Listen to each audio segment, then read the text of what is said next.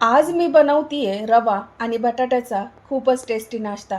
हा बनवायला तर एकदम सोपा आहे, सोबतच खायला एवढा जबरदस्त लागतो ना।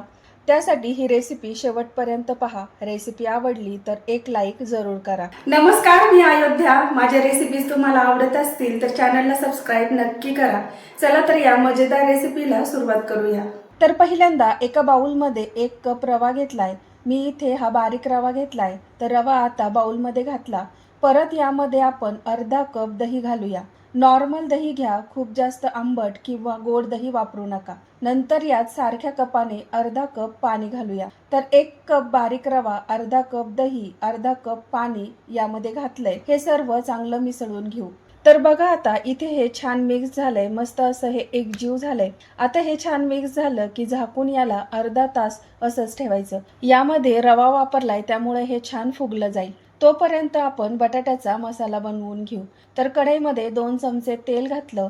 तेल चांगलं तापलं की मोहरी घातली। मोहरी तडकली की यात चिमूटभर हिंग आणि कढीपत्त्याची पानं घातली। नंतर यात बारीक कापलेला कांदा घातला। तसेच एकदम बारीक कट केलेली हिरवी मिरची घातली। 3 ते 4 मिरच्या कापून घेतल्या। तिखटाच्या आवडीनुसार मिरच्या घ्या। आता गॅसच्या मीडियम फ्लेमवर हे छान परतून घेऊ, म्हणजे यातला कच्चेपणा निघून जाईल।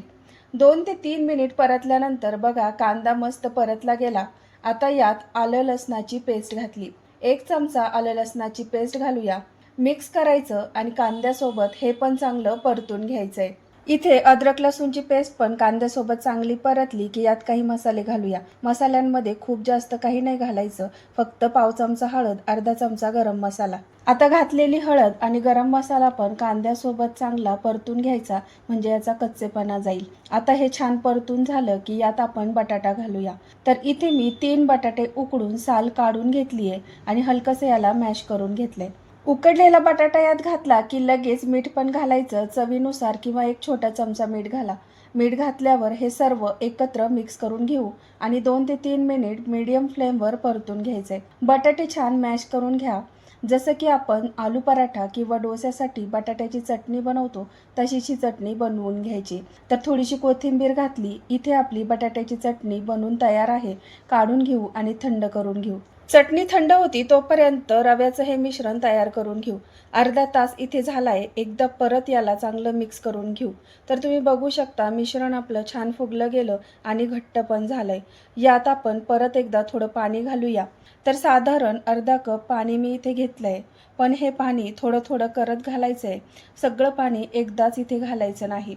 मी अर्धा कप सुरुवातीला पाणी घातलंय आणि आता परत अर्धा कप घालतीये। या बॅटरची कन्सिस्टन्सी इडली, डोसा बनवण्यासाठी जे बॅटर आपण बनवतो तशीच ठेवायची। आता हे अर्धा कप पाणी लागेल तसे घालून या बॅटरची कन्सिस्टन्सी ॲडजस्ट करून घेतली। तर तुम्ही बघू शकता मस्त असं हे बॅटर तयार झालंय।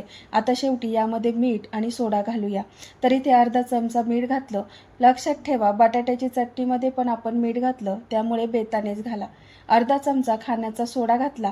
हे आता चांगलं मिक्स करून घेऊ। सोडा घातल्यानंतर हे खूप जास्त वेळ फेटायचं नाही आणि खूप जास्त वेळ असंच ठेवायचं नाही। याचे लगेचच पॅनकेक आपल्याला बनवून घ्यायचे। तर वळूया आता पुढच्या रेसिपीकडे। आता इथे गॅसवर मी नॉनस्टिक पॅन गरम व्हायला ठेवलाय। यावर थोडंसं तेल घालून चांगलं पसरवून घ्यायचंय। यावर आता आपल्याला बॅटर घालायचंय। तर इथे मी 1 चमचा बॅटर तव्यावर मध्यभागी घातलं।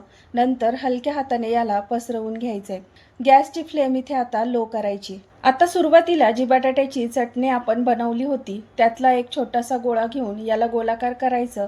नंतर हलकंसं तळव्याने दाबत टिक्कीचा शेप द्यायचा।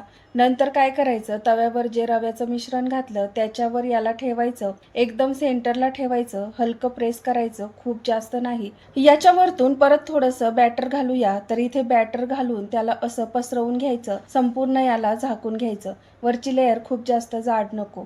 याच्यावर आता झाकण ठेवून लो गॅसवर 3 ते 4 मिनिट भाजून घेऊ। पॅन आता कव्हर करायचा। 4 मिनिट इथे झाली। याला पलटवून दुसऱ्या साईडने पण भाजून घेऊ। लागलं तर परत थोडंसं तेल घाला। हलकंसं प्रेस करा, म्हणजे दोन्ही बाजूंनी छान असं भाजलं जाईल। 3 ते 4 मिनिटांनंतर परत याला पलटवून घेऊ।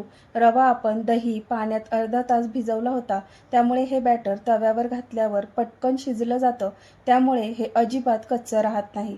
एक पॅनकेक आपला तयार झाला. आता सेम पद्धतीने उरलेल्या बॅटरचे पण पॅनकेक बनवून घेऊ. एकाच वेळी तुम्ही 2 ते 3 हे पॅनकेक बनवू शकता.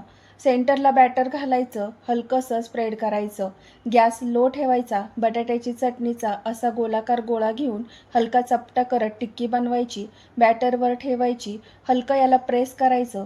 ही टिक्की जेवढी पातळ असेल तेवढे हे पॅनकेक छान बनतील. नंतर यावर बॅटर घालायचं, सर्व बटाटा कव्हर करायचा आणि झाकण ठेवून याला 3 ते 4 मिनिट एक साईडने भाजून घ्यायचं. 4 मिनिटांनंतर याला पलटवून घेऊया. पलटवल्यानंतर दुसऱ्या पण बाजूने हलकंसं सोनेरी रंगावर छान याला भाजून घेऊया. बघा दोनही साईडने छान पॅनकेक हे भाजले गेले. दुसरा पण पॅनकेक आपण इथे तयार करून घेतला. आता याला पण काढून घेऊया. मस्त असे पॅनकेक आपले तयार झाले. तर आता हे सर्व करूया, पण सर्व करण्याआधी मी याला कट करून दाखवते. तर तुम्ही बघू शकता आतलं याचं टेक्स्चर कसं आहे. इथे मी हे कट केलं तर बघा एकदम छान झाले आणि बटाटा एकदम छान असा यात स्टफ झालाय. दोनही पॅनकेक इथे कट करून घेतले. शक्यतो सर्व करताना हे कट करूनच सर्व करा, म्हणजे दिसायला एकदम छान दिसतात. चटपटीत हिरवी चटणी आणि टोमॅटो सॉस सोबत याला गरमागरम सर्व करा. तर हा नाश्ता एकदा नक्की करून पहा. सर्वांनाच घरात खूप जास्त आवडेल. खूपच भन्नाट अशी ही रेसिपी आहे. मला आशा आहे ही रवा आणि बटाट्याची पॅनकेक रेसिपी तुम्हाला नक्कीच आवडली असेल. हा व्हिडिओ आवडला असेल तर एक लाईक करा आणि चॅनलला सबस्क्राईब नक्की करा. पुन्हा भेटू अशा छान रेसिपीसोबत. तोपर्यंत